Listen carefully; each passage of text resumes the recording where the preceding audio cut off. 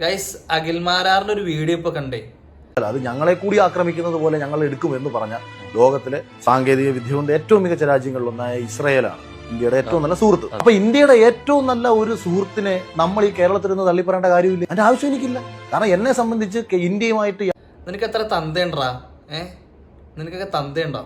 നീ അവിടെ കുഞ്ഞു കുട്ടികള് എൻ്റെ വീഡിയോ നിരന്തരം എല്ലാ ദിവസവും നമ്മൾ കാണുന്നതാണ്.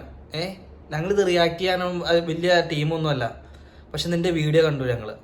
നിനക്ക് എവിടത്തെ ഇവനാടാ? നിന്നൊക്കെ ആരാടാ ജയിപ്പിച്ചത്? നിന്നെ ജയിപ്പിച്ചു വിട്ടവന്മാരൊക്കെ ഞങ്ങൾക്കിപ്പോൾ പുച്ഛം തോന്നുക. ഇപ്പോൾ ഫലസ്തീന് ഇസ്രായേലിനെ പറഞ്ഞു ഇന്ത്യ ഇസ്രായേലായിട്ട് അത്ര ബന്ധമാണ്, കാര്യങ്ങളാണ്. എന്ത് ബന്ധം? നിന്റെ അമ്മയോ നിന്റെ മക്കളോ ആ ഒരു സ്ഥിതിയിൽ കിടക്കണമെങ്കിൽ നീ ഒന്ന് ആലോചിച്ച് നോക്കി. മനസ്സിലാവുള്ളൂ. എടാ അവിടുത്തെ ബുദ്ധിമുട്ട് എന്നാന്ന് നിനക്കൊന്നും അറിയില്ല.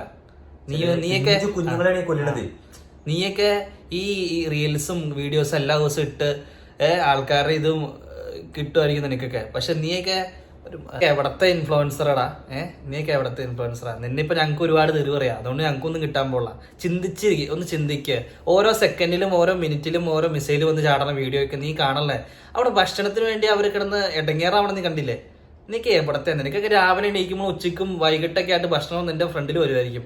അവിടെ അവർ കഷ്ടപ്പെടുക. അവർക്ക് കിട്ടണ ഭക്ഷണം തന്നെ മര്യാദക്ക് കളക്ട് ചെയ്യാൻ പോലും പറ്റുള്ള. നീയൊക്കെ എവിടെ ഏതും കൊണ്ടാ ചിന്തിക്കണേ? നിനക്കൊന്നും ബോധമില്ലേ? ഐഡിയ ആണോ നീയൊക്കെ?